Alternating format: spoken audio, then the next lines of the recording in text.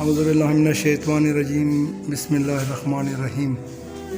ګرانو قدرمنو عزتمنو وروڼو، دا نیاز علي کور والا دی، دا بیماره دی، سیلاب والی دی. نو اوس ما نادره دفتر ته بوتلله، دا بیماره دی، دا یو سیټ پلج والی دی. دا اوس ما نادره دفتر ته بوتله، شناختی کارت مو ورته جوړ کړلو، ورته شناختی دی نه و. دا هغه مجبوره دی، دا لږه تاسې مهرباني وکړئ، بیماره دی او دې باندې بیمارۍ باندې ډېر علاج خرچه کېږي ونی. او د سید نجیب حسین په ریفرنس باندې زه تاسو سره کاظمي چیریټي فاونډیشن طرف نه هغه په ریفرنس سره زه تاسې ته دا ویډیو کوم. تاسې لږه مهرباني وکړئ.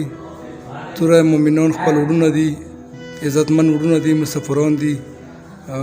دا ټولو دپاره زه یو ریکویسټ کوم چې دا یوه معذوره دی، یو دا نیاز علي دا سیلاب والی دي، دا غواړي چې جامې برېښي دا یو جوړ کپړې دي، بس نورې جامې مامې هر څه ته نه وړي دي، سامانونه یې وړي دي.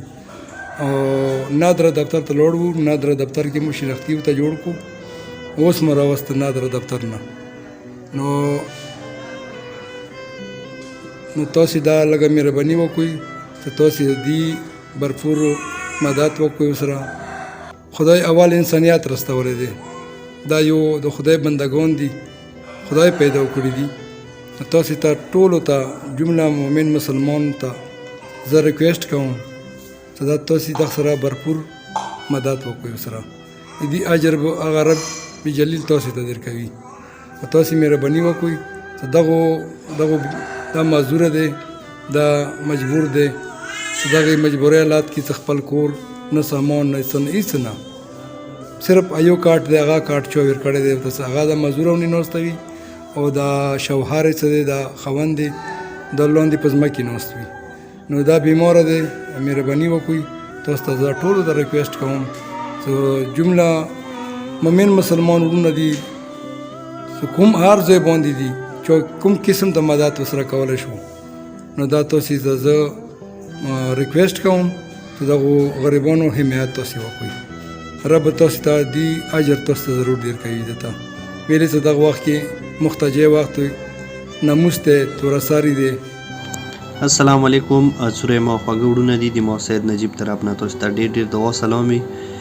وروڼو تاسې به دا یوه فیملی چې په خپل موبایل سکرین باندې کس وي، دا حالیه سیلاب جنه چې کومه دی هغوی کور مکمل ډیمیج شوی دی، مکمل ختم شوی دی. دې ټایم دا بالکل بیار و مددگار ناست دي. دا پیر خدای خوشحاله باد لره چې دا خپل کور ته راوستی و او دې ته چې کوم شناختي وه شناختي ورته جوړه کړه.